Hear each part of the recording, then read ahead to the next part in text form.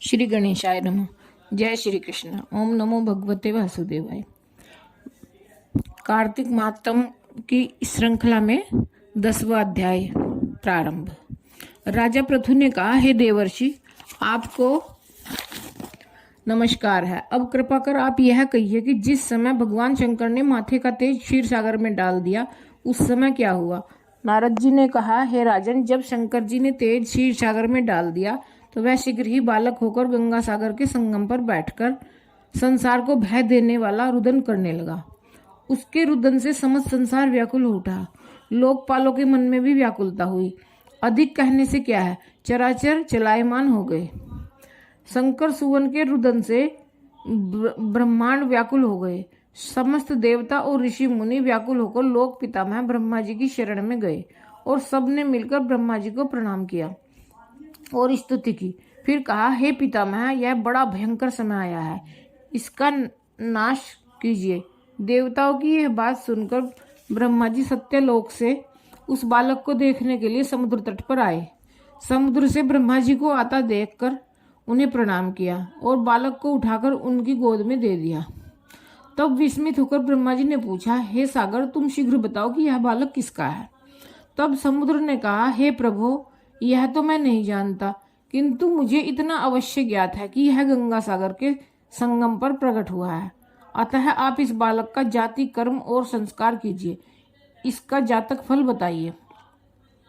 नारद जी कहते हैं कि इधर तो सागर ब्रह्मा जी से ऐसे कह रहा था, उधर सागर पुत्र भी ब्रह्मा जी के गले में हाथ डालकर बार बार उनको आकर्षण कर रहा था। अब तो उसने ब्रह्मा जी का गला जोर से पकड़ा कि वे पीड़ित हो नेत्रों में आंसू डालने लगे। किसी प्रकार उन्होंने अपने दोनों हाथ से जोर लगाकर गला छुड़ाया और सागर से कहा कि सुनो, मैं तुम्हारे पुत्र का जातक फल कहता हूँ। मेरी आंखों से जो जल निकलता है, इस कारण इसका नाम जलंधर होगा। यह पैदा होने के साथ ही तरुण हो गया था।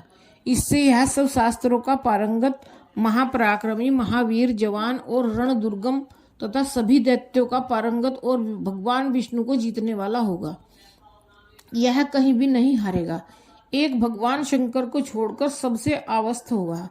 जहां से यह उत्पन्न हुआ है फिर वहीं जाएगा। इसकी पत्नी बड़ी पतिव्रता, सौभाग्यशाली, सर्वांग सुंदरी, परम मनोहर, मधुभाषिणी तथा शील को की सागर होगी। नारद जी ने कहा कि हे राजन, सागर से यह कहकर ब्रह्मा जी ने शुक्राचार्य को बुलाकर बालक का राज्याभिषेक कराया। फिर अंतर्ध्यान हो गए। अब तो उस बालक को देख सागर बहुत प्रसन्न हुआ और कितने ही उपाय से उसका पालन करके बड़ा किया। फिर कालनेम नामक असुर को बुलाकर उसकी वृंदा नाम की पुत्री से उसका विवाह करा दिया। अब शुक्राचार्य के प्रभाव से वह दैत्यों पर राज करने लगा। 10वां अध्याय समाप्त। जय श्री कृष्ण। ओम नमो भगवते वासुदेवाय। गोविंद बोलो, हरि गोपाल बोलो, राधा रमण हरि गोविंद बोलो। जय श्री कृष्ण। जय श्री कृष्ण।